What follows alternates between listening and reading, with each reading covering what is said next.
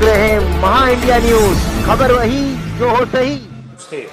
उन्होंने भी थोड़ा फॉरेंसिक एविडेंस को एग्जामिन करके अपनी फाइंडिंग दी थी, रिपोर्ट दी थी, और वो हमारे इन्वेस्टिगेशन का हिस्सा थी। और हमारा पूरा इन्वेस्टिगेशन हमने ऑनरेबल सुप्रीम कोर्ट से शेयर किया था, प्रोग्रेस ऑफ इन्वेस्टिगेशन। उस पर सुप्रीम कोर्ट ने ऑब्जर्व किया था दैट हमारे इन्वेस्टिगेशन में कोई फॉल्ट नहीं है। वो सेटिस्फाइड हुए हमारे इन्वेस्टिगेशन से, और ऑनरेबल सुप्रीम कोर्ट के आदेश के हिसाब से फिर हमने पूरी एविडेंस सीबीआई को हैंडओवर कर दी थी। और सीबीआई ने वो एम्स का जो पैनल है, सबसे हाईएस्ट बॉडी इंडिया में फॉरेंसिक एविडेंस को एग्जामिन करने के लिए, मेडिको लीगल एविडेंस को एग्जामिन करने के लिए एम्स है। और आप लोगों के मीडियम के माध्यम से हमें पता लगा है कि एम्स के पैनल ने भी ऐसी रिपोर्ट दी है कि जो हमारे कूपर हॉस्पिटल की, हमारे फॉरेंसिक एक्सपर्ट्स की और हमारी फाइंडिंग थी कि ये सुसाइड का केस है, उसको अपहोल्ड किया है। तो हमें फ्रैंकली इसमें कोई आश्चर्य नहीं होता। हमारा तो ऐसा मानना है कि ट्रुथ प्रिवेल होती है, हमेशा सच्चाई निकल के सामने आती है। Truth has a way of coming out. तो इससे या तो मैं क्या कहना चाहूँगा कि सर, एक सिस्टमैटिक कैंपेन हमने देखा था, मुंबई पुलिस के खिलाफ चल रहा था, लगातार बड़े बड़े आरोप लगाए जाते हैं। आपको लग रहा है कोई एक साजिश का हिस्सा था कि मलाइन किया जाए?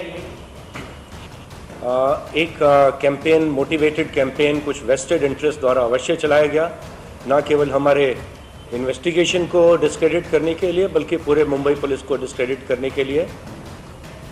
और क्या इसके पीछे मोटिव था, क्या डिज़ाइन था, ये तो हमको नहीं मालूम, बट अवश्य एक कोशिश की गई। लेकिन जैसा मैंने कहा कि ट्रुथ हमेशा प्रिवेल करती है। हमें हमारे इन्वेस्टिगेशन पे पूरा भरोसा था, अपनी सच्चाई पे पूरा भरोसा था, और सुनवाई होने वाली है।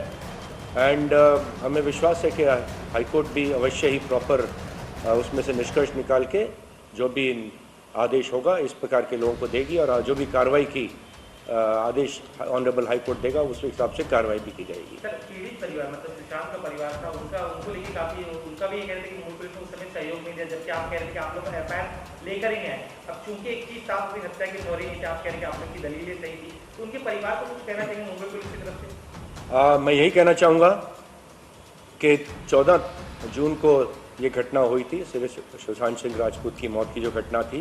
उसके बाद 16 जून को हमने परिवार के सदस्यों की स्टेटमेंट्स रिकॉर्ड की थी, पिता की स्टेटमेंट, 3 बहनों की स्टेटमेंट, ब्रदर इन लॉ की स्टेटमेंट। और उस स्टेटमेंट में सभी ने कहा था कि सुशांत सिंह राजपूत ने सुसाइड की है, उसके बारे में कुछ उनका शिकायत नहीं है, कोई शक नहीं है। उसके बाद कई बार हमने उनको स्टेटमेंट फर्दर इन्वेस्टिगेशन ज्वाइन करने के लिए बुलाया, कोई ज्वाइन नहीं हुआ। उसके 40-45 दिन बाद जाकर उन्होंने एक बिहार में एफआईआर लॉन्च किया। उसमें भी जो आरोप था वो सुसाइड का था, अबेटमेंट ऑफ सुसाइड का था। कुछ लोगों को वो रिस्पॉन्सिबल होल्ड कर रहे थे उस एफआईआर में, लेकिन आरोप वहाँ भी सुसाइड का था। ऐसा तो आरोप हमारे पास परिवार के सदस्यों ने, किसी ने ऐसा कहा ही नहीं था कि ये मर्डर है। ना इस प्रकार का एविडेंस अभी तो कोई सामने आया था, ना इस प्रकार की फाइंडिंग कूपर हॉस्पिटल की और हमारे फॉरेंसिक एक्सपर्ट्स की थी। और इसी प्रकार की फाइंडिंग जो एम्स की आई है, तो हमें इससे बिल्कुल आश्चर्य नहीं है, बिकॉज हमारा इन्वेस्टिगेशन भी पूरा ही प्रोफेशनल इन्वेस्टिगेशन था। आपने बताया कि मुंबई पुलिस ने जानबूझ के बदनामी की है, उनको अब्जूम है, क्यों बदनामी की, क्या लगता है आपको उसके पीछे क्या है, पॉलिटिक्स है, क्या है, क्यों उन्होंने बदनामी की, और अब किस तरह से कार्रवाई हो सकती है? मैंने कहा कि बहुत से फेक अकाउंट्स क्रिएट किए गए सोशल मीडिया पे, उसके पीछे कौन व्यक्ति हैं, हम उनके नाम उजागर करने की कोशिश करेंगे। उसके बारे में एविडेंस, इंफॉर्मेशन ली जा रही है। और जिन लोगों ने फेक अकाउंट्स क्रिएट करके गाली गलौज देने का जो एक सिलसिला जारी किया था, उसकी तह तक पहुंचने की हम कोशिश करेंगे। Thank you very much.